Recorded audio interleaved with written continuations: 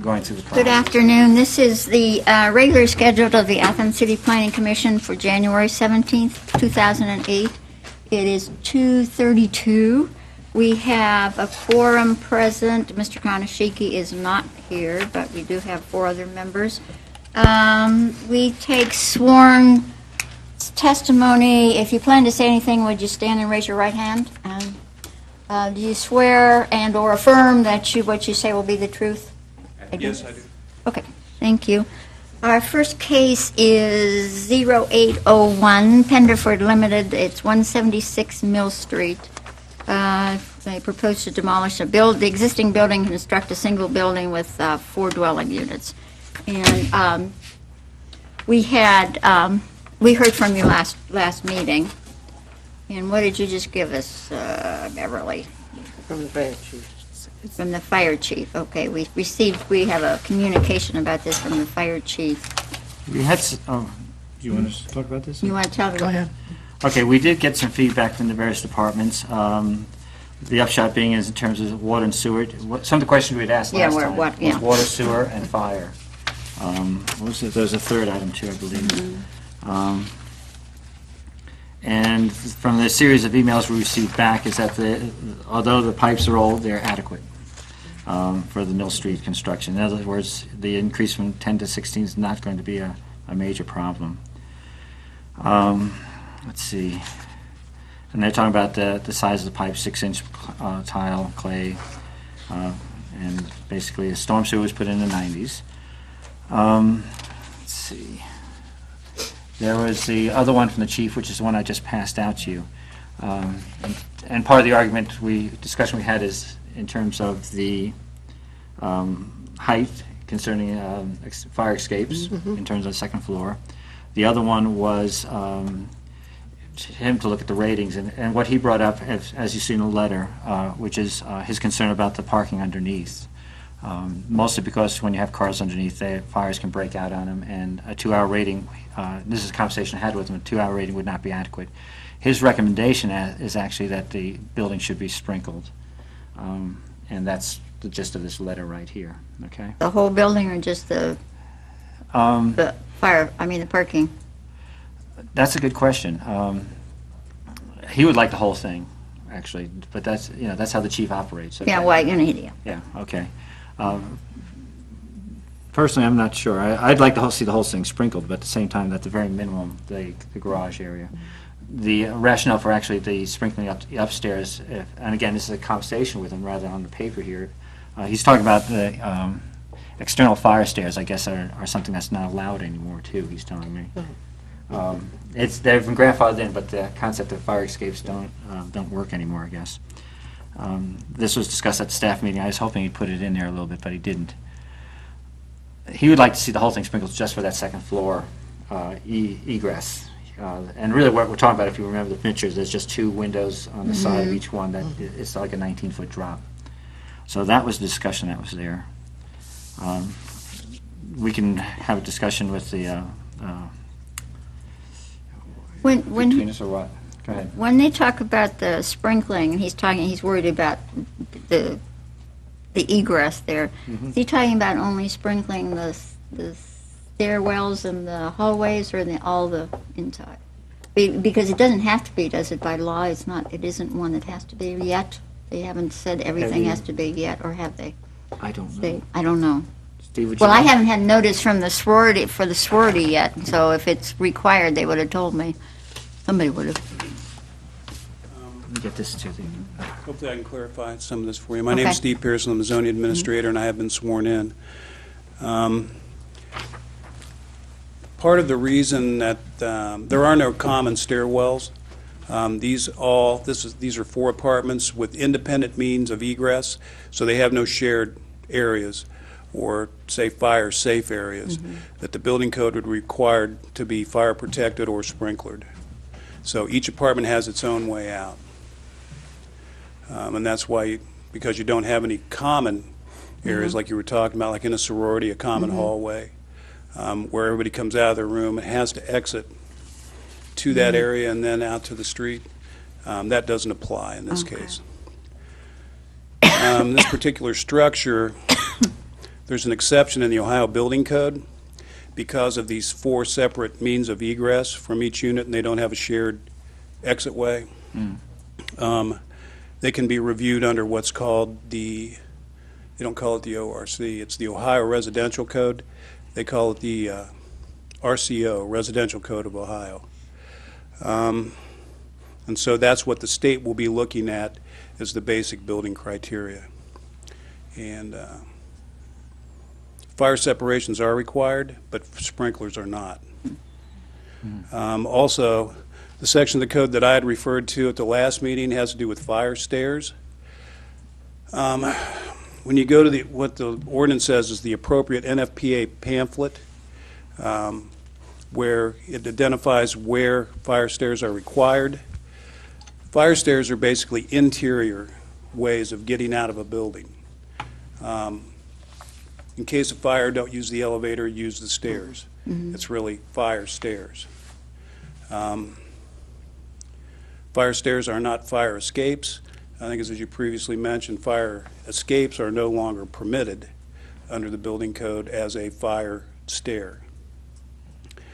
Fire stair requirements, according to the building code, only kick in when you have a building 4 stories or higher. So 1, 2, and 3 stories, no fire stairs, unless required by the building code, has to be part of a plan. So that section of the code that I was referring to from the housing code really does not apply in this case. Steve, does the housing code, for a building like this, what are the housing code requirements for smoke detectors? Smoke detectors, our local regulations, well, I'm not sure what the state regulations are. The state may require interconnected hardwired detectors with battery backup. I'm not sure what the building code requires. That'll be the state that'll review that. At a minimum, our local code requires a non-removable, non-replaceable battery type detector, the battery having a 10-year lifespan, 1 in each sleeping area and 1 on each level. So Okay, at a minimum, there'll be, these are 4-bedroom units, 4 or 5, there'll be 6 detectors. There'll be what's called single-station detectors, not multi-station detectors. Single-station means they just beep independently. Multi-station means if one goes off, they all go off. Our local code only requires those independent type. The building code may require interconnected hardwired. The city doesn't have a building department, and I'm not all that familiar with state building regulations on that.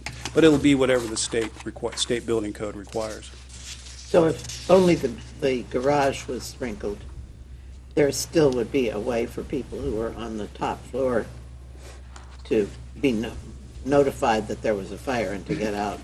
No, not necessarily. Not necessarily according to the local housing code, because that detector in your 3rd floor bedroom doesn't know there's a fire going on underneath the building. Oh, okay. So again, what will be finally approved for the construction will be in accordance with the applicable state regulation, either the Residential Code of Ohio, which is what will be in this case, because of the independent means of egress. So whatever those requirements are in that code will have to be adhered to before the state will issue a building permit. Well, I guess what's still bothering me is the idea of only a single exit from each of the sleeping quarters involving a stairway, and if the stairway is on fire, that's too bad, right? According to the references in the local property maintenance code, and then reference to applicable, in our case, state building code requirements, you might look at it as, unfortunately, a fire stairs is not required until you reach the 4th floor of a building that's 4 stories tall. I have, in the sorority, it's 3 stories, and that's what we had to have, were fire stairs inside. That's all we have, in front and the back. Right. But it's only 3 stories. Your use group is different. Oh, because it's big. It's a different use group according to the state.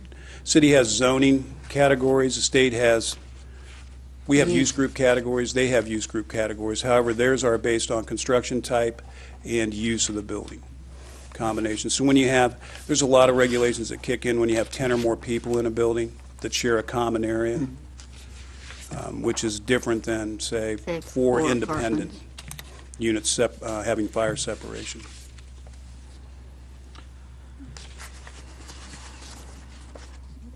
Aren't those apartments down on the corner of Schaefer and West Union, don't they only have those one exit stairways out of those? Didn't we fuss about that once? Do you know where I'm talking about? What are the names of those apartments?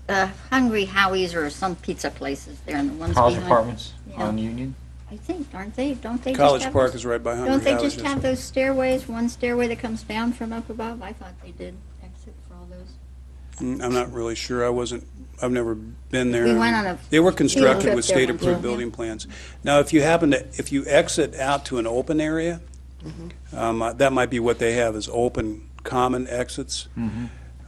Sprinklers not chimney. required. You just have to have 2-hour fire separation between the unit and the common exit area.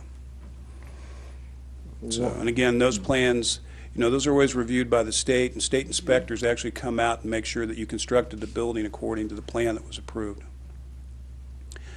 From the city side of it, we just pick up on it after it's constructed for property maintenance.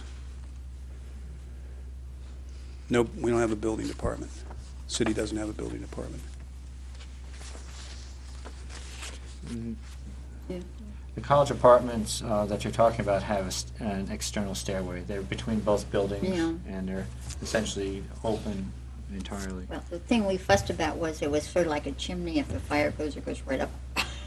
Well, only if you had a funnel effect. I mean, in theory, it's going to go out before it goes up. Well, this is, Yeah. I remember that was what the concern was when we went down to those things. But obviously, we must have been satisfied. Well, they're in there, if that's what you mean. They're there. Of course, they were already there before they, The National Fire Protection Association pamphlets are like a reference document in the state building code. They complement each other, and the building code incorporates, other regulations into their plan approval process. So, and they're the ones that come up with these standards. For example, when do you need a sprinkler? When don't you need a sprinkler? When do you have fire separation? When you don't? When you have fire stairs? When you don't? Those things are all determined by the state. Maybe Ms. Thomason would like to address this now that she's had a chance to see it. I don't think she could hear you. The only other thing I might add is the last review that we're waiting for, which will occur on February 7th, is a review by the Tree Commission. Yeah. And you should have a copy of correspondence from Alvin McWilliams, Chair of the Tree Commission. They will consider the landscaping plan on February 7th. I don't think I saw that, did you? No, I didn't. Okay. It's in the, did you want to say anything? Or not? Only if you're Well- for me or if you need me to, Well, I mean, I don't know how you feel about this. Of course, you just got it, so it does. I have one question, though, about this sprinkling. He's talking about the sprinklers in the parking. If we would say, well, this thing should have those, do all the other ones in the town that have parking underneath, do they have, I mean, does the city garage have sprinklers? Does the university, and what is it? Aren't these new apartments down here on, whatever their names The are? landmark. or- Landmark, Palmer and there, Place. aren't they parking underneath some? I don't know. I thought they were building some. Is it, are those going to be all, I mean, if one person's going to be, we say, the one, you better have a sprinkler, then they all better have a sprinkler. First of all, again, did Landmark come in front of you guys? It did not. No. And this is a newly adopted procedure in terms of Title 41, so we have some, review of the issues of how apartment complexes. So the question, okay, so you're saying they don't have them. Well, do they? I don't know. As far as I know, that they do not, but I don't know, I haven't been Yeah, I on don't know. site. I haven't. The parking garage is not sprinkled, but then there's nobody living on top as far as I know. Well, there are people around. Yeah. Like be in there and get trapped while you're in there parking your car or trying to get out. Or in the elevator. Or in the yes. elevator, yeah. True. Well, it just seems, I don't know, it just seems to me that if one place is you start to say, I don't care when the law was passed or when it was, if you say to one, I personally, if I were building it, I think I would go and create a big scene about it because, why do I have to do it when nobody else has to do it? It's a bigger place and all that sort of thing. I'm just pointing that out. May I make a comment, Madam Chairman? I think that many laws are put on the books with the idea that these are the minimum requirements. It's not always the best situation. And I know that in recent years, we've looked at sprinklered property differently than we used to. So I think that the chief's recommendations are something we should seriously consider. I, too, am concerned about the parking under the apartments and the egress situation. But it doesn't mean we would necessarily be wanting to go to other property owners and say, you have to put them in now if they've been there in prior years. I think we should be looking at the future as to what do we want our properties to be from now on, and that's to protect the property and the people who live therein. So I have a serious issue with this. Well, I can understand it, but of course, that one set of apartments is in the process of being built, so. But they've they'll- already approved. Well, although we didn't do anything No, with I mean, them. we I don't didn't know do what it, the but- chief said about that on myself. What did he say about that one? He must have been asked to look at something, sometime. No, actually, He probably never not. looked at it? I would understand if that's something that size, we'd probably end up going to, going through the state plan. Well, the state always, the state Okay, does so it. it's the state, and then, this is What why, they say. this is our first case for this Title 41. The concept there is that we do have site plan review. That's the gist of it, just so these Which things don't. should have been in it before. You could have started it. Oh, no, I guess council would. It's I my didn't fault. do that. Council. Sure, I don't know the council. But seriously, this is to fix a problem. You have to look and say, Yeah. if review for everything from Summit on Coates Run to, Landmark Place to any of the other developments that have occurred. Personally, I've seen cars catch fire, and it can be, you have a car chugging away and the fuel line goes, it'll just keep pumping out the whole gas tank until the car dies, whichever happens first, or somebody decides to put a grill in there because it's raining or something. Well, that'd be more likely, I think. Well, again, I They put understand them where on the the chief's porches, coming too. from in that sense, and probably in terms of site plan review, we have the power to say, please put this in. We have variances that we have to grant as well, as you know. The question of, I'd like to see it at the very minimal in the parking area sprinkled. Well, I think the parking area would be a good idea, and then Okay. the smoke detectors the rest of the way. That's standard right now. Yeah, it's standard that you do. The other concern, I think, when we had the discussion last week, 2 weeks ago, was how do you get out of the windows in an event of a fire?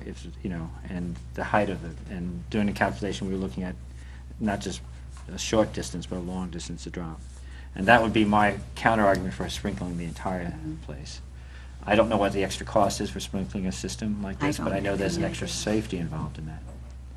So No I idea. would actually lean towards putting a sprinkler in an entire system, or very minimum as a parking area. And, okay, that's where this is your chance to speak, either of you. Larry Payne with the Athens Area Chamber of Commerce. Obviously, safety is the main issue. A couple things you might want to consider is one is if it's outside, is sprinkling an option or the best option? Because if you have a super cold winter, what is the limit of when those things would freeze? Two, if you have fire retardant ceilings, which is supposed to be rated somewhere between 1 and 2 hours, the car, I think, would not burn for more than an hour, if that. So I'm saying there might be some things we might need to bring in an architect or an engineer that could give answers to that versus passing a rule and saying, okay, this is going to be the ordinance. A couple of variations of this is when we just met and did Title 41 and the floodplain regulations, one of the things that we were talked about was, okay, where do you put the cars? And one of the options, we were saying, well, the buildings could be raised up and put underneath. I mean, that was one of the basis of some of the things that we went along with on that ordinance to try to make that a very good ordinance that was just presented to council Monday night. So we might need, or at least my suggestion would be to check with some people who would have a little expertise in that. Would that ceiling be enough to prevent, a car fire from reaching the building? I don't know. I'm saying Mike Knoll or somebody like that could give us some guidance.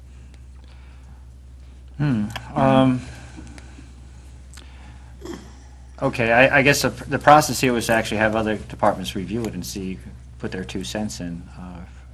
You know, again, the capacity of the sewer and the water and stuff like that. And then, It's a good question. and these are the things we want to start looking at. We did, you know, we didn't do a traffic study because obviously that's not a big deal. Right. The flood stuff is very obvious. You bring up a good point about freezing pipes in that sense. I don't know the systems all that well. I know some systems are actually, you know, not so much an antifreeze system, but something very similar. Right, that's to what I'm saying, we need to see if it would even be feasible for a garage like that, you know. An enclosed parking garage probably would have more heating, but an outside building like that could be a little different. I'm trying to, yes. I'm trying to, I don't think is it open all the way through? I thought it was, I thought there was actually a partition in between. If I'm looking at it, it looks like there One is. side and the other It's side. open. I thought it just went. It's open. It's open all the way through. They can drive clear through it? Oh, okay. Okay. So therefore, in terms of, you know, Well, you can drive over parking lot, yes. Okay. Drive through, this. There's no wall. come up to the microphone or sit at the table there where the mics are on. How's that sound? Whichever is comfortable. It's not a wall between it, it's just parking, Okay, well, right? Look, when looking at it, you think it looks like a wall. looking at it, it looks like a wall to me. This could just be landscaping. No, We He have has it drawings. set. I don't have mine here. yeah, this one looks like a wall behind it.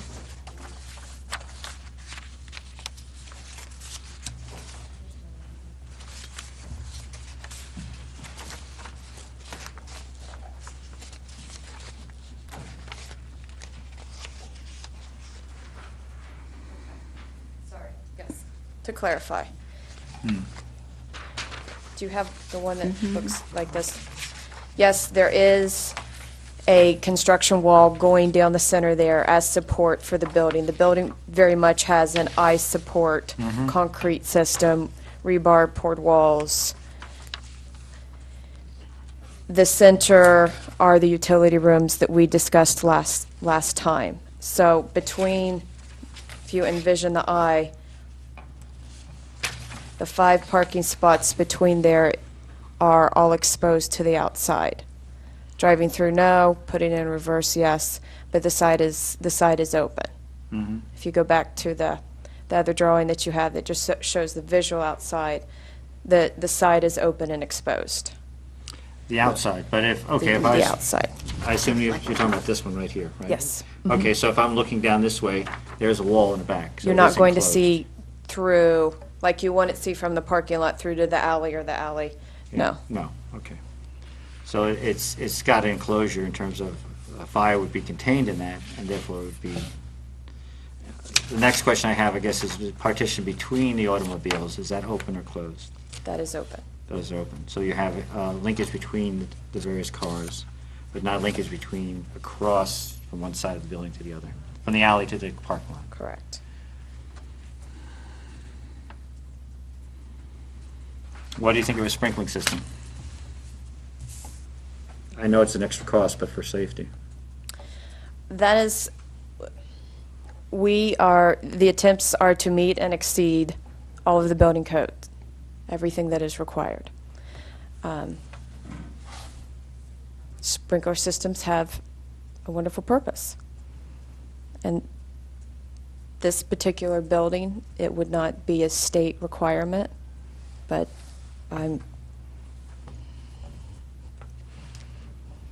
It may be one of ours.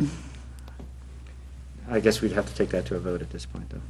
I have no idea how much sprinkling systems cost. No idea. I'm going to find out soon, but, Well, actually, me neither, but it's, but if it's required, I mean, they would have to decide whether or not they. in most cases, with sprinkler system, you're talking about just, you're talking about an extra set of piping going through the system, either pressurized or, in some cases, they have a stand, a stand pipe on top of some kind that causes the pressure. So, what Yeah. you're talking about is almost like a double plumbing system. Yeah.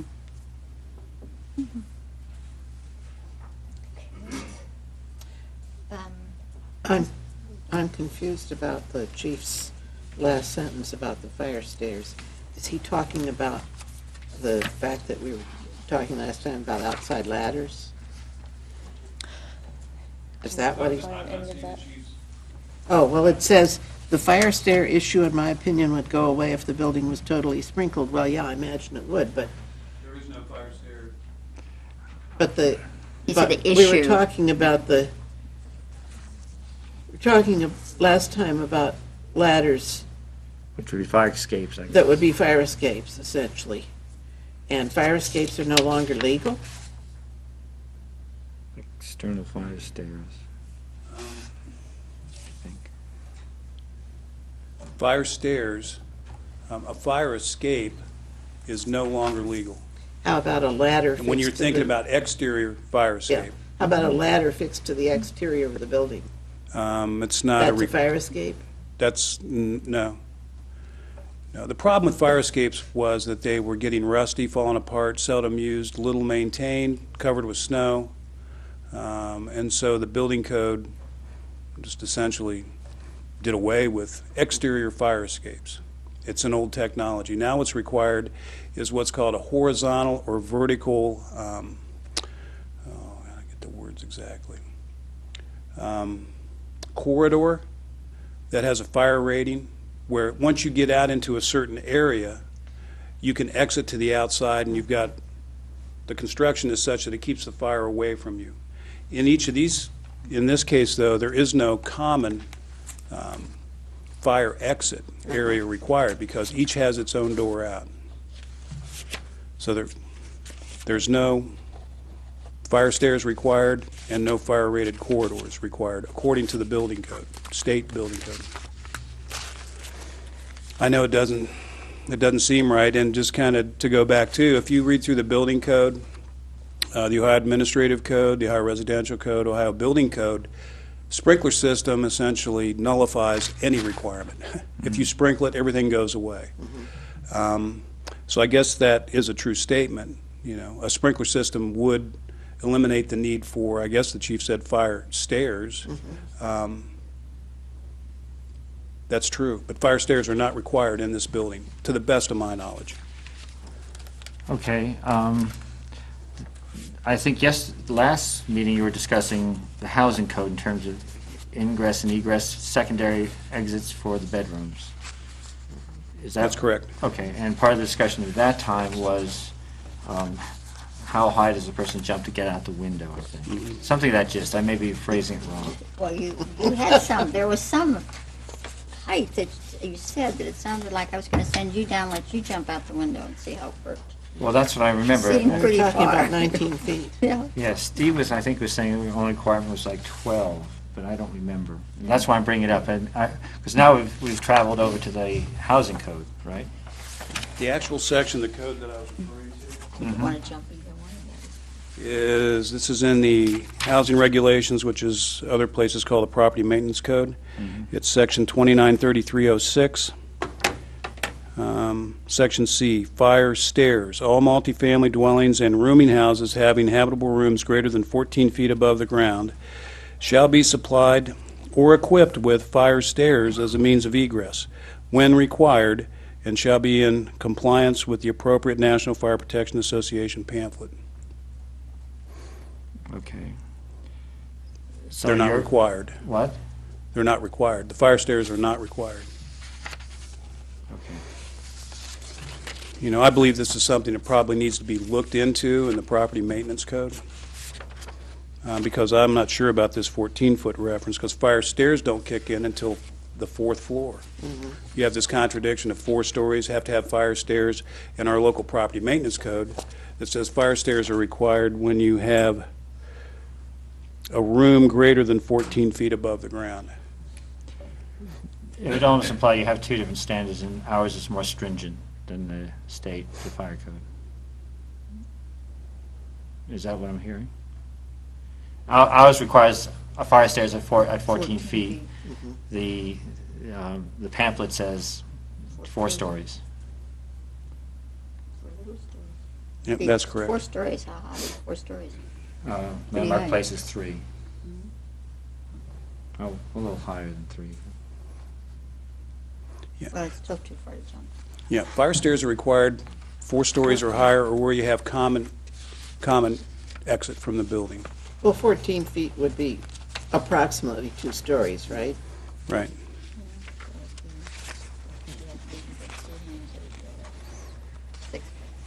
Well, we still need to have the rest of the checklist reports, right? Before we As could far as I act know, on there were this. only 3 questions. But I thought we had to have the whole checklist. Checklist. Oh, the checklist. That's a good question. Yeah, we didn't have a generated a checklist. checklist? Did you? Have you worked on that? A week ago, I was assigned the task of coming up with a checklist. And as I mentioned at the last meeting, that's why the applicant, lacking a checklist at the time, simply referenced each section in Title 41, so you could visually use that as a checklist. No, right now, there is no form. I haven't been able to get to that yet. Okay. So you're telling me we're not ready for the checklist?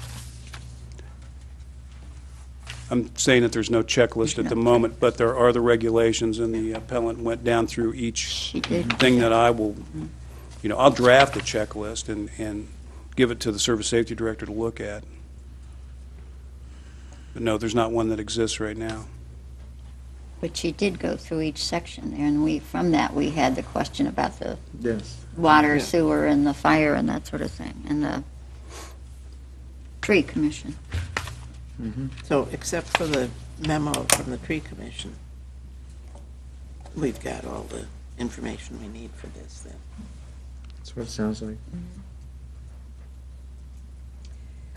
So I move to table this until we hear from the tree commission. Second. All in favor, say aye. Aye. Aye. Opposed? Okay. Table. And we'll have a checklist by next time as well. Would we have a checklist? We'll have a checklist next time, next meeting, right? I'll make sure you have a checklist. Is there any other information of the applicant that you need? Besides Would the you tree- like for their, for example, we're talking about things here that none of us are certified or qualified to speak to. Spring thing. Jim Thomas is the architect of record for this project. Would you Okay. like for Mr. Thomas to appear and address some of your concerns about the state building code and fire safety? And sprinkling? And sprinklers, that would be included, yes. I would like to know more. I think Larry raised a good point about the freezing of the water in the open area. I would like more information on that. Oh, there are systems where the water doesn't freeze. There's plenty of apartments around that were required to have sprinkler systems in those locations, and they don't They're freeze. not having a problem. There's dry chemical systems, there's ways to Okay. keep the water from freezing. It's not. Okay. Sprinkler systems in cold climates, can function, do work, have worked. So that's really not a problem. Okay. So I think we. Okay. Was that a yes? Was that a yes that you'd like That was a for their yes. I architect? think they're saying yes. Yes. We don't have any other cases according to our agenda. Do we have any communications other than we got this one? Actually, Did I you- did receive a communication from Greg Broadhurst, who's in the audience here, and I did not bring all the paperwork on it. He's pointed out that according to some, it's really more for the Regional Planning Commission, but there's a question where the members of the City Planning Commission can actually sit on the Regional Planning Commission in terms of compatibilities and incompatibilities.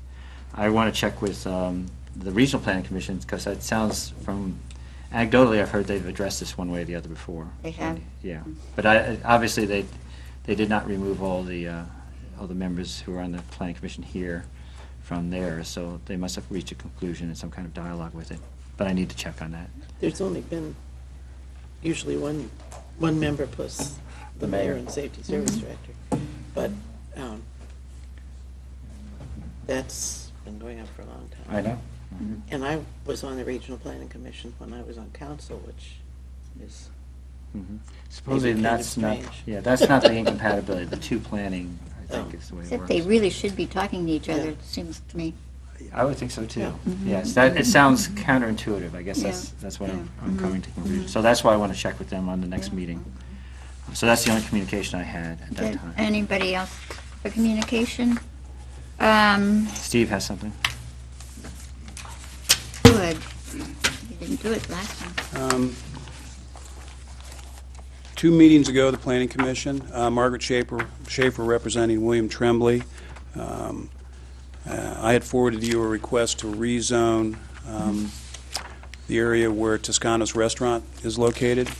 And rather than have them be the applicant, you had asked me to fill out an application, essentially, for them. And I think the main thing that you wanted to see were maps of the area and the current zoning.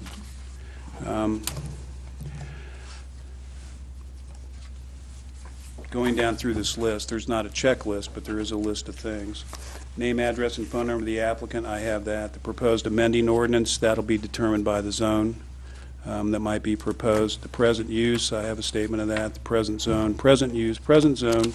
I do have vicinity map. I have a list of all the property owners or parties of interest. I have to copy. There's a section here that says a statement on the ways that the proposed amendment relates to the comprehensive plan. I just have to print off the sections in the comprehensive plan about that, and a fee established by ordinance. If you want to take up a collection. No, I'm kidding. I put on the application that the fee would be waived if the Planning Commission takes it forward. What I have.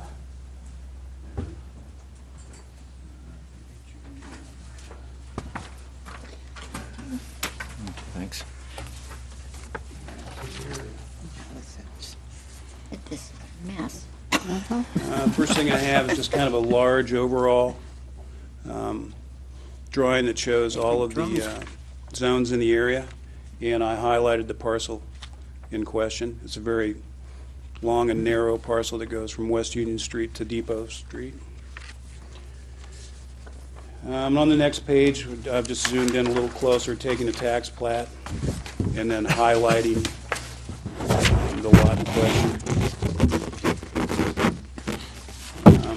The next page then is hopefully you've got that strip in mind that's right here, and this is a little closer look at the zones in that area.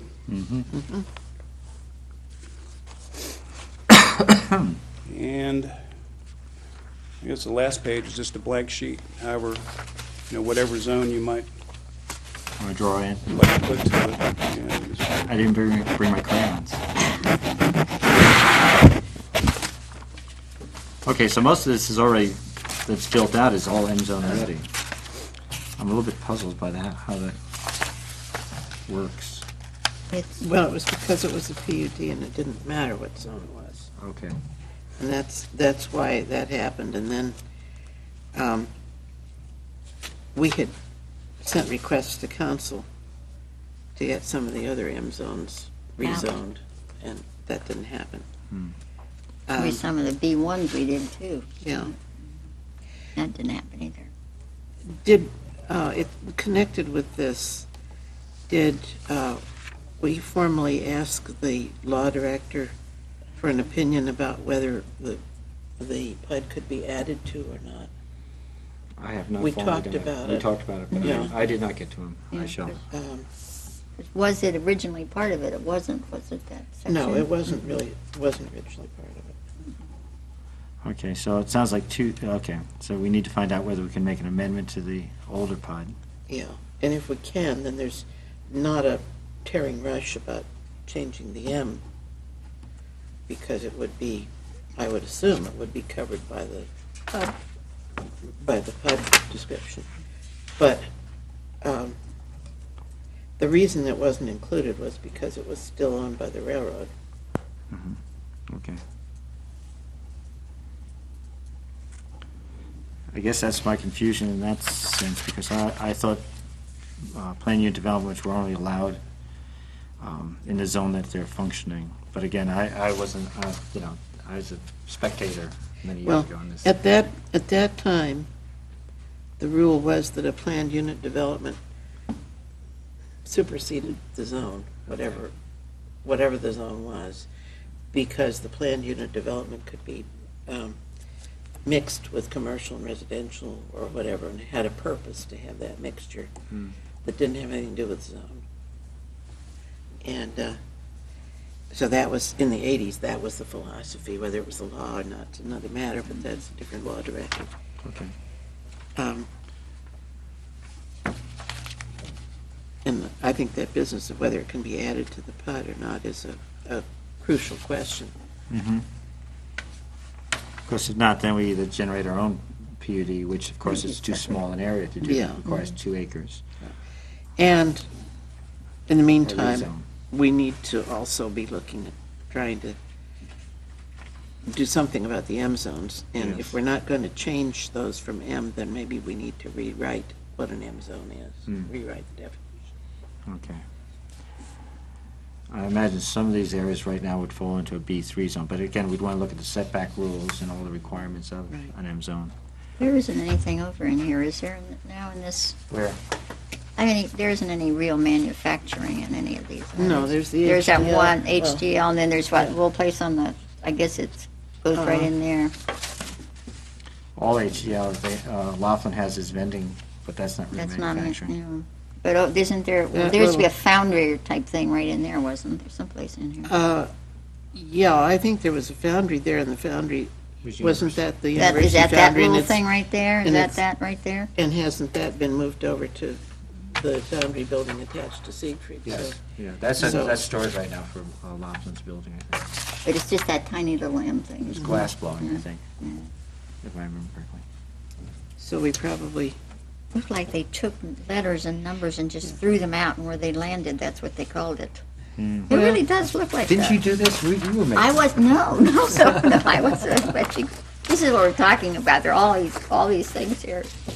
well, it's just whatever happened to be being done at that Time, at that's what that it time was. in that spot, and, yeah, and the M zone was a McBee building. Mm-hmm. Okay, we're having two different ideas. Amending the old plan unit development to add on Yes, the in that- new section. If that's not possible, we're talking about trying to change the M zone, but then that still would mean we'd be making this 2 apartment complex. I mean, if I understand that, what I've been hearing is essentially talking about 2 different buildings being put in there in one lot. So do we need to split the lot or get back to plan unit development? It's a long skinny lot. Yeah, a long probably skinny need lot. to split it. Yeah. That sounds like a lot of work. Well, Well, no, I mean, no, yes, it is to untangle all the things that have happened since the 1960s. Greg has comment. Yeah, okay, do you swear that, I just hit the escape button here thing. Oh, no. Okay. SWAT I team's didn't- gonna come in. I didn't really, they told me there's a button here you could push, and I'm living in fear that I'm gonna push that button and the police we and can put fire you over in the department. next chair if you want Well, some. but I like this nice high chair here. Greg I brought- avoid it. Greg Broadhurst, 14 Granville Avenue. I've been around the neighborhood long enough to remember when there was a request for a rezoning for apartment buildings that went to referendum. If any of you, I don't know if Well, any of you that's- remember, okay? I caution you in your decision-making to make sure that you're not approaching something called spot zoning. And I haven't seen the current plan, so, but just listening, you definitely have to make sure that you're not going in the direction of spot zoning, which is providing a specific benefit to an individual for a change of zoning for a specific project that doesn't align itself with the rest of the surrounding zoning areas that, the surrounding zones, so. Okay, you don't have the advantage of looking at the map. Some of the dialogue we're talking about is actually, the present location of the depot is actually still M. Right. The area where the depot itself is and Toscano's, I guess, is still M. Uh-huh. Laughlin's, which is actually has been somewhere discussed as of looking for residential area, is still M. discussion Peg and Joe were talking about is that there's no manufacturing going on whatsoever there right now. So to say spot zoning, it would probably encompass more than one owner, property owner at that point. It would have to, yeah, it'd have to be a collaborative effort by Well, all of the owners. That's what we who did have- before. You We got so tried many it spots, before. yeah, you got so Yeah. many spots in here that it's really hard Well, to. it used to be a junkyard is one reason. You have to Well, remember part that. of it was. And There were was all kinds also, of it was businesses. also eminent domain, I believe. Anybody correct me if that's not They had true. the fur manufacturing down there, they had the junkyard, they had furniture, wooden. Swimming pool. Well, but they made furniture, Yeah. manufactured furniture, and it was the manufacturing area for the community, but it is no longer, and when we approached it, we wanted to change all of those M's, take all of those M's out of there. I can Like understand that. you know. You can do that for a public purpose. I'm just saying for an individual, one individual would probably be considered spot zoning. Okay, thank you. Okay. Okay. I suspect we think about it in its entirety at this point, but I seem to recall when it was trying to be turned over from an M, I think actually the Laughlins and some of the other business people were leery of it because of the restrictions involved. And maybe they thought at that time, I think even SunPower was over there, so that was manufacturing. There were a couple of things still left in there, Yeah. a few things. Yeah. There may be still a few little things in there, I Okay. don't know for sure. So we're really kind of stalled in it. It sounds like my task is to send a letter to the law director and see what his opinion is. Or maybe I'll have, delegate that to Melissa. Yeah, because he was here for that discussion, so Yeah. he Yeah, has he the knew we were background here. for it, yeah. He just has to do a little historical searching, it looks like here. Okay. Okay, where are we now? Where's my thing? That's now, well, announcements and other business. The next meeting is scheduled for February 1st at 2:30, according to this sheet. Yeah, I did have one other correspondence that I forwarded to you, and that was information, I made copies of it, from Mr. D'Agostino, who's here today. And it has to do with some questions in the city's 3-mile planning jurisdictional area, and that's for Okay. subdivision of land. And I don't, Well, I didn't do you any- have that information? I don't. It should be the have back end of, oh, you didn't bring it? I didn't get it. I didn't get it I either. didn't get it either. Downstairs package, was it downstairs? Okay. Okay, I've read some of it, so why don't you Here share? is this information, it's right here, it's the Okay. original. Okay. Okay, what is?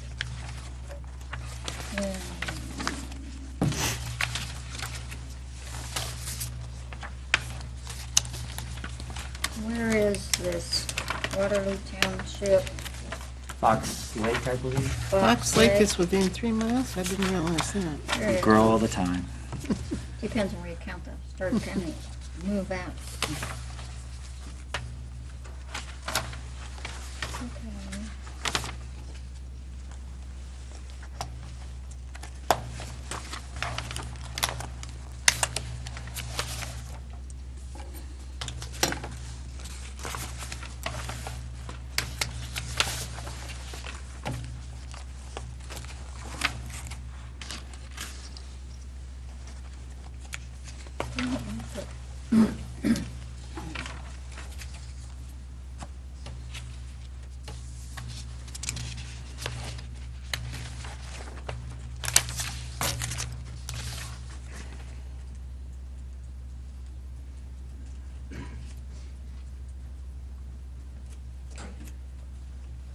What's ACCHD?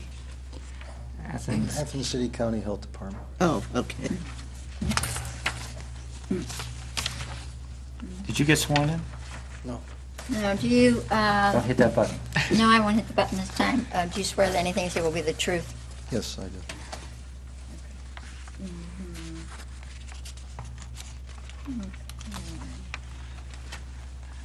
And what you want to do is split a lot, or make a lot split and build on it, or, No, I have no intention of building on it. I'm just trying to acquire the land. The problem is I can't get a deed. The health department has indicated various reasons why they won't approve the split. But I've been trying to to sort this out, it'll be 2 years this February. What happened was 2 years ago this February, my neighbor contacted me, and she indicated that she was having some financial difficulties and wanted to know if I was interested in buying the majority of her land, which accounted for about 3.396 acres of 4 acres, adjoining land. And I was interested in doing that, and so we, excuse me, we agreed upon a price. I drew up a contract. I paid her. The land had been surveyed. I drew up a deed. I went to the planning office, and they indicated I needed to go to the health department to have them approve it. And at that point, there was a pause between the time I approached the health department and when they next got back to me, which was the middle of April of 2006. And the administrator at the health department indicated that the lot split would not be approved because for 2 reasons. Number one, the sale of the land had left the seller insufficient land for a future leach field expansion if that was going to be necessitated at some point in time. And then secondarily, the soil, it was his opinion based on a study that he supposedly did, that the soil wouldn't support a future leach field expansion. So the only way he would approve the lot split was if I gave her back 3/4 of an acre of the land that I bought from her. I wasn't really happy with that conclusion because I was fairly confident that my neighbor, who I'd never known to work, had probably spent that money, and so it was going to mean that I would probably have to give her back 3/4 of an acre of land. So we went round and round on that for a bit. I attended some health department meetings, board meetings, and suggested that there were alternative ways in which she could adjust her leach field if it ever did fail. Installation of an aerator, a mound system. There are various ways in which we can reduce the leach field footprint, and the health department administrator nor the board would buy any of that. I then argued that the chances of her leach field failing were remote because her system had been installed just 7 years earlier when it was discovered by myself and then the health department that my neighbor, the one that I was purchasing the land from, was openly discharging her sewage to within about 15 feet of my water source. So at that time, in the spring of 2000, she was required to install a septic system, and it was permitted by the health department. So my question was, how can a system, so new be, slated for an upgrade or expansion, etc. I was then said that if I wasn't satisfied with the health department's findings, that I could bring in a soil scientist to evaluate the situation. And I was provided 3 names by the health department of certified soil scientists who could conduct such a study and perhaps shed some further light on the situation. So in December of 2006, a gentleman named Joe Steiger, who is a retired sanitarian from Fairfield County and also a certified soil scientist, and was on the list of health department recommended people that could do such a study, came to the juncture of this lot split with the blessing of the seller, and he conducted a study. On the day that he came, I finally received a report from the health department outlining in a more concrete way why they couldn't allow the lot split. A week later, I got the report from the soil scientist, and that was the 13th, I believe, of December of 2006.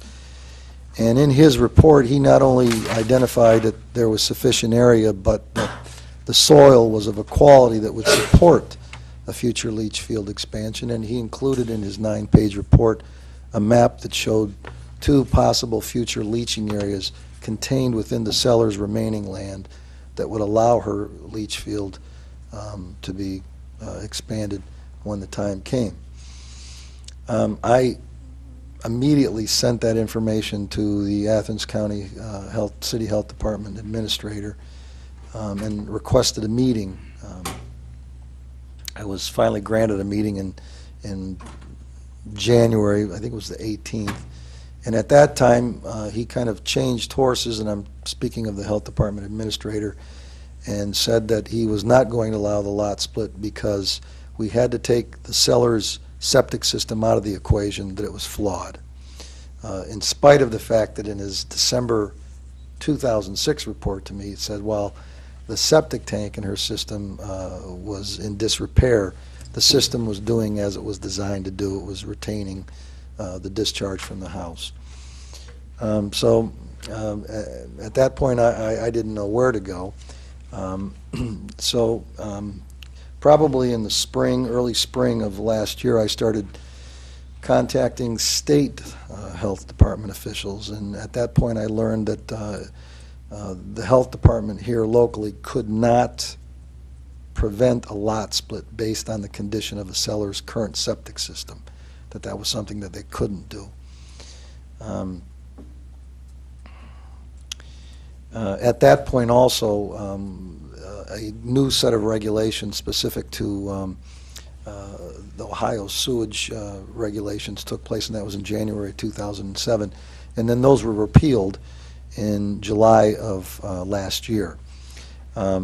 So at current, we're at the point where the health department is now saying that the system that the seller has needs to be able to manage or handle a discharge of 480 gallons of discharge per day, which is a lot. And I've been trying to share in various venues, board meetings of the health department, and actually I attended the county health planning commission meeting here recently, not aware that this was within the city limits, trying to outline that the typical citizen in Athens is using about 1,000 gallons of water a day, and consequently discharging an equal amount probably. And so this number that they're throwing at us of 480 gallons of discharge a day is excessive. And then to conclude here, in 2000, when it was discovered, February 2000, when I discovered that my neighbor was openly discharging her sewage to within 15 feet of my water source, I discovered that the fellow that was living next to my barn and across the road, he was also doing the same. He was openly discharging, but he was discharging onto the park. It took 2 years for the Athens City County Health Department to have him rectify the fact that he was discharging openly and without any system. And since he was living on my land and had what is referred to as a life estate, the prospects of him putting in a septic system were slim to none. And so their solution, finally, in November of 2002, was to have this fella put in a 1,000-gallon holding tank, which he was supposed to discharge into, and then routinely have it pumped out. So on one hand, the health department is saying, we know 1,000 gallons of discharge is normal, because that's what he had this fellow who had no system in 2000, and eventually made him rectify that in 2002. And on the other hand, they're saying, well, we need to comply with this 480 gallons daily of discharge, which again is an awful lot of water usage for any family. And then finally, going back to 2000, at the time the health department told my neighbor she had to install a septic system, they also cited her for a large dump that is at the back of her land, has changed hands now, but is essentially in contact with the southern boundary of the property that I've purchased from her. That dump has not changed a bit, and it is a large dump. I'm going to say that it probably accounts for a good ½ acre of land. And unfortunately, I have with me a PowerPoint presentation that doesn't look like I'll get a chance to share it with you, but it shows quite a bit of footage of this dump. You have some pictures of it there. So the health department has been saying in their letters that they're concerned about the public's health And I understand that, but what they've been doing out on Brown Road does not really live up to, their rhetoric. And so we get to a place now where we've got a very small lot split. I've indicated that I have no interest in building on that property. I'm trying to maintain green space. I have 25 other acres that I've been trying to clean up. And here we have a very simple lot split. I've even suggested that I would allow an easement for my neighbor when and if she had to expand her leach field, that she could expand it onto my property.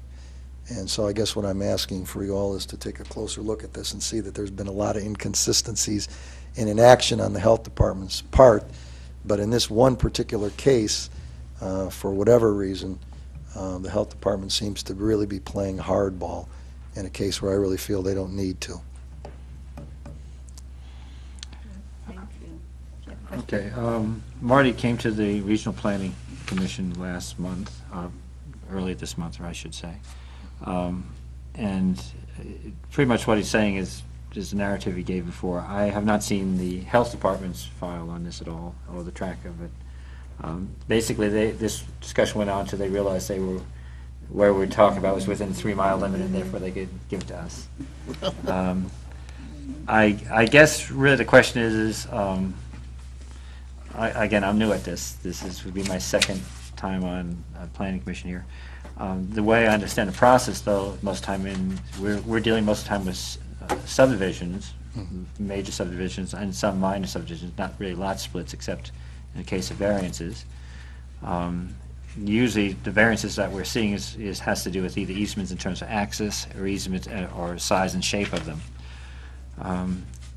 The way I understand a case like this concerning the health or septic systems or systems of this nature, we would defer to the health department. So in one case, it sounds like you're asking for an attorney, again, and I'm coming from the last meeting I was with you.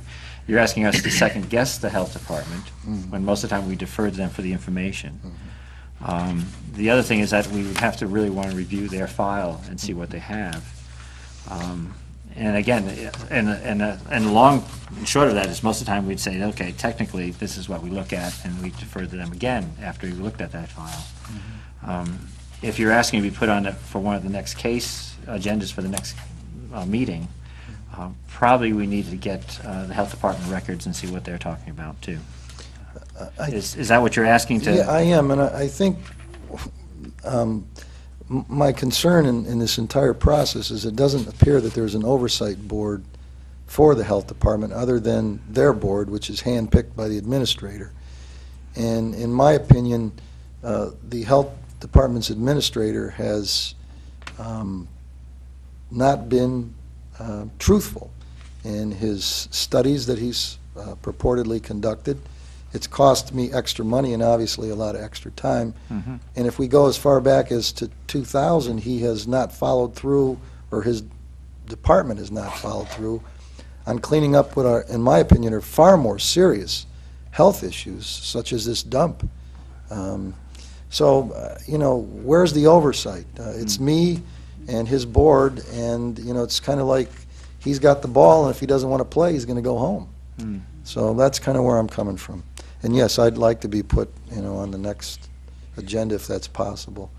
Mr. D'Agostino, could you come up and show me, because I just saw this for the first time. Maybe what the color Right now. is, that any better? Well, no, the one with the color is no better either. But I want to know. What it is. What I want to know is, this is your house, right? And you've got 5 acres. 20 acres across. And 20 acres, okay.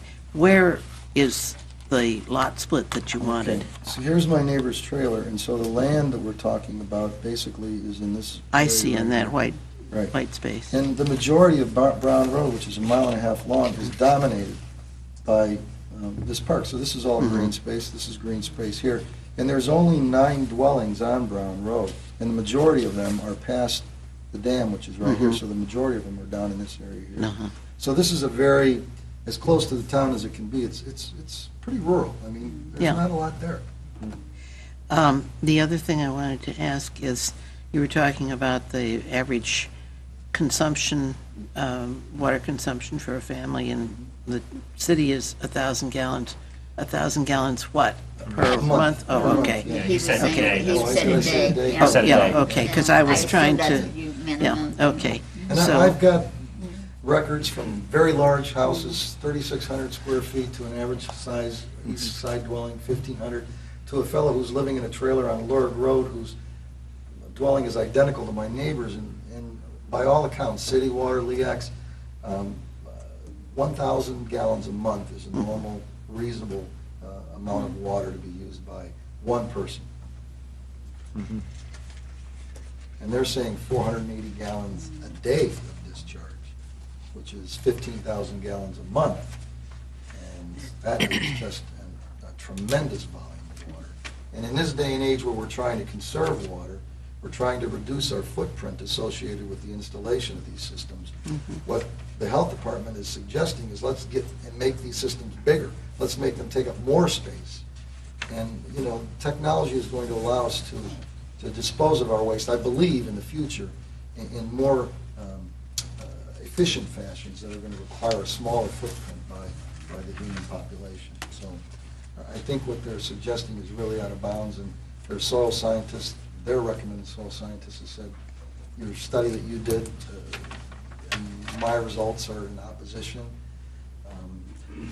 The state is saying that you can't hold a lot split hostage to the current condition of the cellar septic system. So, Needs, I think it needs everybody, both the health department here and their representatives. Okay. yeah, but I'm also not too sure what authority we have to do anything about it. That's, I'm Oh. unsure as well. That's my main concern. I hate to, have you keep going through your story Sure. to and I've group been after through it group many after times. group. One of the things I've asked for, and I think this is a very simple solution for everybody involved, is an easement. Because I've indicated, part of the reason I bought the land was I felt like I needed to have a buffer between my neighbor and her environmentally unsound habits and my water source. And so if I can acquire the deed to this, then I've accomplished that. I have Where is your water source? Okay, here's my house, and my water source is about right here. So it's pretty much at what I would call the eastern boundary of my land, but it sits down in this area here, and she's done some other wild things So in it's- here. She's draining down. Well, like I Yes. said, I discovered this thing coming out of the hillside, and there was everything. So what I was saying is an easement. I would like minimally, just to give me my deed, and then when the time comes for her to expand her leach field, and I can guarantee you she'll never do that, because they've told her that on her part, she needs to replace her septic tank. That's been 2 years ago, and she hasn't done it. They told her 8 years ago to clean up the dump. Somehow that dump has changed hands 4 times now, and the fellow that's been given the responsibility of cleaning it up is the head of the computer science department at Ohio University. But how's it changed hands? You mean, Good question, good question. How something has like she that? sold land? She apparently sold it. Ken Highland, who surveyed our land, he apparently at one time owned it. A gentleman then bought it, built a house, went through a divorce, sold it to the fellow that's living in there now. So it's changed hands 4 times since she received a letter, and it's in that letter that you have there dated, I think, February 15th of 2000, that, she needs to clean that dump up, and it hasn't changed. In fact, in my opinion, it's gotten bigger, because I believe that she has continued to use it. I don't know at what level, but there's evidence that she's been using it. He's in the south area, so it's probably here around Judas. It's ugly. And it's a shame that it's so close to anything. Well, it's a shame that there's dumps like that anywhere, but Well, the other thing, I think, before we did anything about it, we would need to talk to the health department and see their files and so on. But before we even do that, I think we ought to find out from the law director if there is anything that we could do. Because one of the problems with the 3-mile jurisdiction is we have no enforcement in the 3-mile jurisdiction. We can say, this is what you have to do to conform with our standards, but there's not much in the way of teeth in it. Well, and that's what I've been hearing from the health department. They've been telling me that they can't really force her to put in a new septic tank, although if they wanted to play hardball, they could go to the prosecutor, et cetera. But Well, let us ask the law director about it too, because this is a kind of thing that hasn't really come up before to us, and I remember, and it's kind of hard for me to figure how our jurisdiction. there's a one-word solution to this for me, and that's easement. I'm willing to take one. Is she willing to give you one? I believe so. I mean, I have an easement at the southern end of my land right now, and so does the entire park from Tennessee Gas. They run their gas line. Well, So, I mean, these things exist. maybe it will turn out that you won't need us after all, and the two of you will be able to agree on an easement, but we have to get the health department. The health into department yeah. will not agree to the easement. Okay, if I understand it, it's you have to give an easement to her for her leach bed. Is Yeah, that the way it is? and I'm willing to do that 100%, 1,000% if such a thing exists. Did you say the health department would not agree? They have in the past said no to an easement. There's so many discrepancies and different opinions, and you need to really get Okay. the health department and the files and see Okay. what's going on here. First, we'll get with the law director and check what the jurisdiction is, whether we can actually supersede a call from the health department, especially in this area. The next thing is there a solution in terms of an easement, in terms of this? Really, what sounds like we're trying to, there's a approval of a lot split that's, that's not been allowed by the health department. The next question is, do we have jurisdiction over it, even if we are in the 3-mile limit?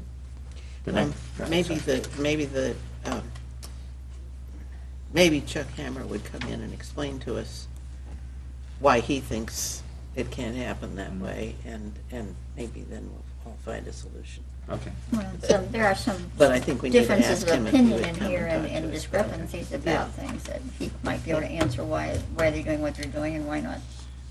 Okay. I'm aware Greg wants to say something here. Okay. Did you? Come up.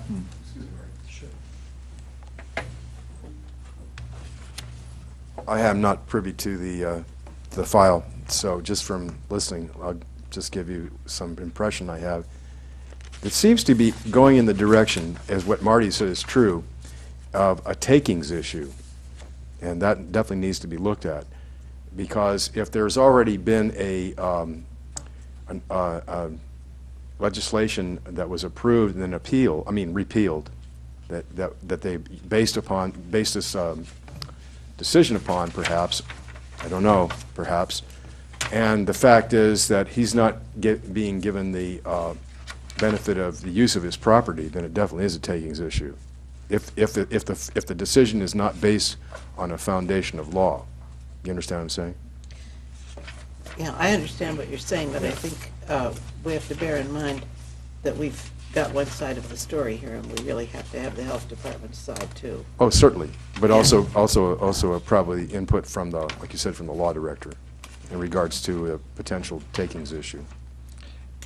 And from my point of view, I'm hearing a couple different things. One being, is it a procedural where the timeliness of an approval of a lot split was not happening from the... It's got some history, and it would yeah. take a little bit more in-depth research to put it all together to find out if the basis for that decision is still intact. Mhm.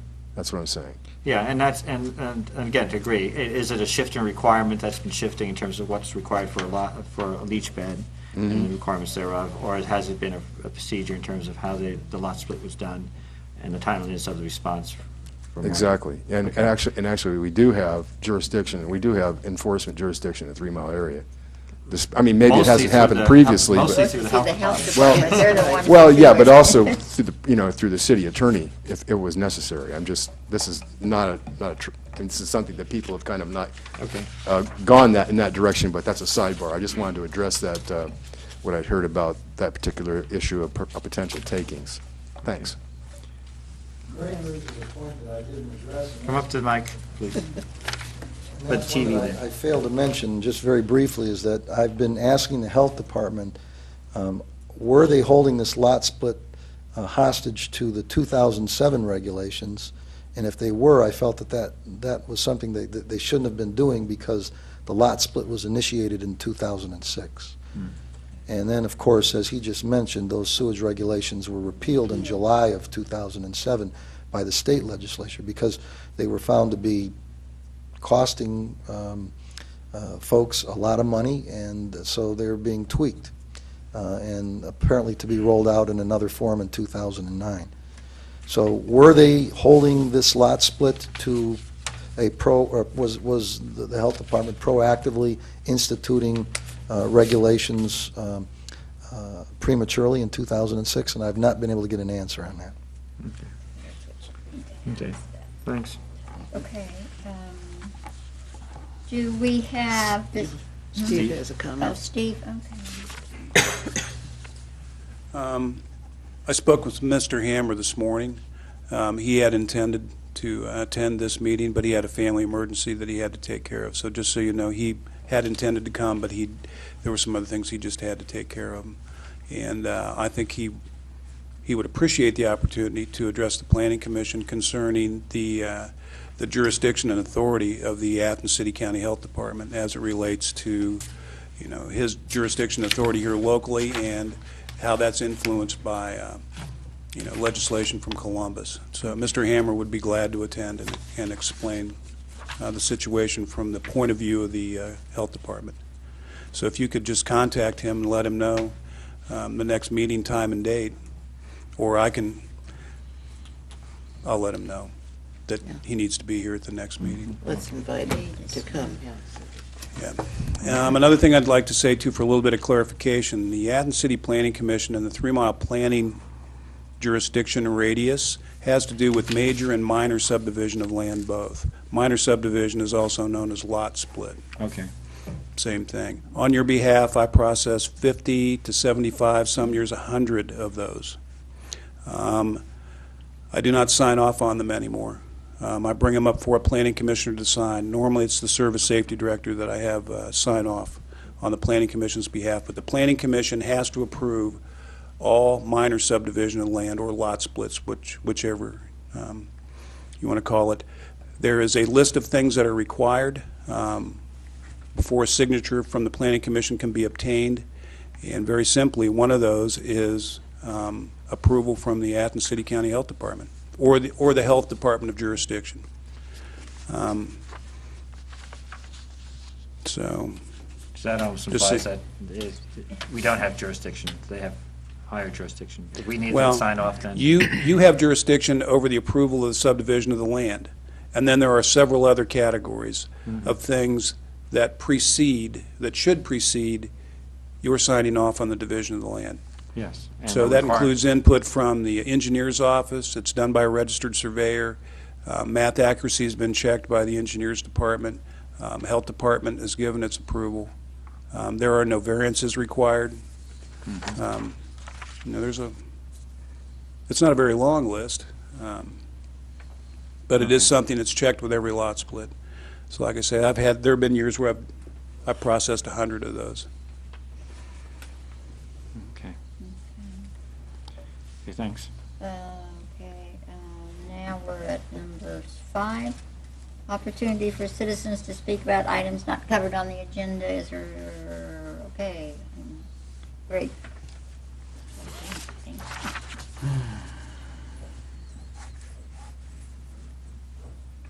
I may have missed the item on the agenda, but did you bring up the appointment request? No, I didn't. Oh, okay. But I did bring up the fact of the compatibility between the two two planning committees. Right. Okay. I was just wondering if the other planning commissioners had received the copy. No, they haven't, okay. Copy got of it the today. letter to the commissioners? Okay. I have a copy of it as well. Okay. This is a request from Ms. Broadhurst about getting approved to the, I'm requesting appointment as the city's representative to the Athens County Regional Planning Commission. I have recently, before now, submitted a resume to the mayor's office, of which he is in receipt. You could receive copies of that. I can get you copies of that if you wish. Yes. If you're interested in taking a quick look, I have a copy of that here in this portfolio. This can pass around. If you need copies of it, hard copies of it, you can get it from the. Is there a vacancy? No, there's no vacancy at this point. But one thing Greg has pointed out, that there's some part of the Ohio Revised Code saying there's compatibility. I brought this up before, the compatibility issue between a mayor, or somebody from the planning commission and the city side serving on the regional planning commission, which would be Harry and myself. Right now, as it stands, Steve, Harry, myself, and who's the fourth one? It's Debbie Phillips is on it. She, being that she's on planning development. And so that was the issue. I did not bring that literature with me. I just wanted to make a point. I had to make a point to Mayor Weil that I had spoken to Linda Watkins, who's the secretary for the Regional Planning Commission, and the appointments from the City of Athens, which have, at this point, expired, the need to be appointed before the end of this month, and that's one reason I brought this up to this Planning Commission meeting for the Planning Commission to consider.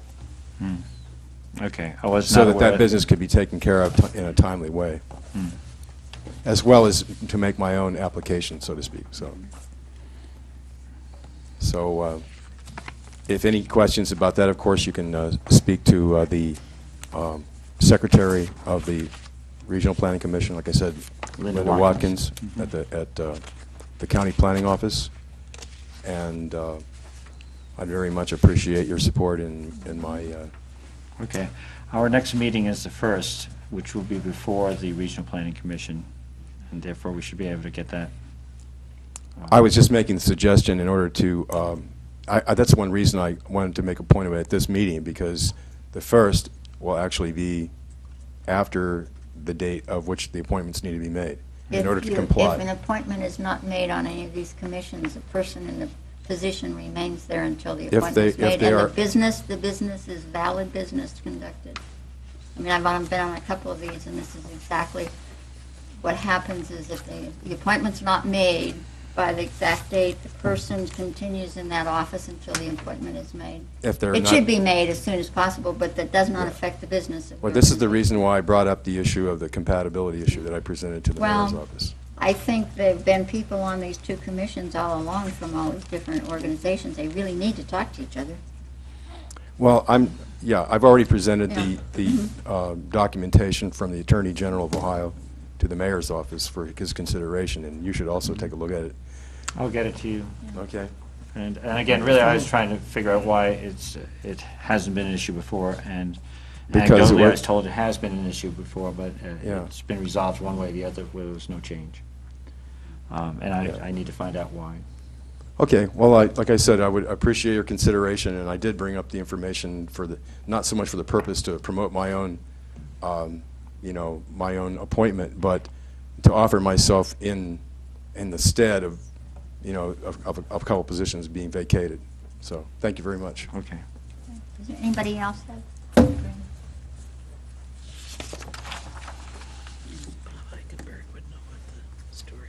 Yes. Larry Payne with the Athens Area Chamber of Commerce. I've attended many of these meetings over the years and would like to wish Joanne the best in her retirement from this official capacity.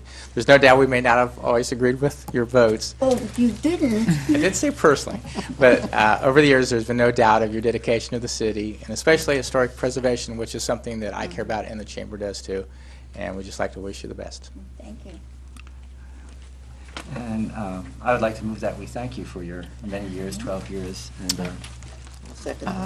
Yes, I'd like to absolutely. present you with a gift, to show appreciation. That's lovely. I'll put that on my wall. The city building. I always admire, I've seen that, admire these drawings of this building. Well, I didn't know whether you'd like it or not, Tisha. And I don't have one. I do not have anything of the city building, quite frankly. And a certificate of appreciation for your 12 years, and recognition that you've done. And again, we've not always agreed, but. You haven't. No.